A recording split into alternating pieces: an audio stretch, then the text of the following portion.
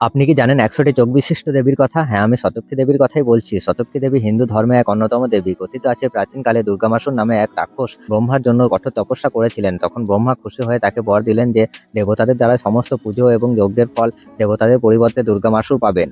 যার জন্য অসুররা শক্তিশালী হয়ে ওঠেন। যেহেতু বেদ দেবতাদের শক্তির প্রধান উৎস ছিল, তাই অসুররা বেদকে ধ্বংস করার সিদ্ধান্ত নেন। তখন সমস্ত পুজো ও আচার অনুষ্ঠান বন্ধ হয়ে যায়। ধর্মীয় আচার না হওয়ার জন্য বৃষ্টি হয়নি। ধীরে ধীরে সমগ্র পৃথিবী শুকিয়ে যাচ্ছিল, খাদ্যের ও জলের অভাব হয়ে পড়ে। ফলে সমস্ত দেবতারা মিলে মা দুর্গাকে আহ্বান করলেন। তখন মা দুর্গা দেবী শতক্রী রূপে প্রকট হন, যিনি ১০০টি চোখ বিশিষ্ট ছিলেন। সেই সময় পৃথিবীর এরকম করুণ অবস্থা দেখে দেবী শতক্রী সমস্ত চোখ দিয়ে জল পড়তে লাগে। দেবী শতক্রীর এই কান্না পৃথিবী বৃষ্টি রূপে অবতীর্ণ হয়, যার জন্য পুনরায় নদী বইতে লাগে। তারপর তিনি দেখলেন প্রাণীদের কাছে খাবার নেই। তখন ফল থেকে শুরু করে শাকসবজি সবকিছুই প্রদান করলেন। তাই দেবীর এই রূপকে শাকম্ভরী বলা হয়।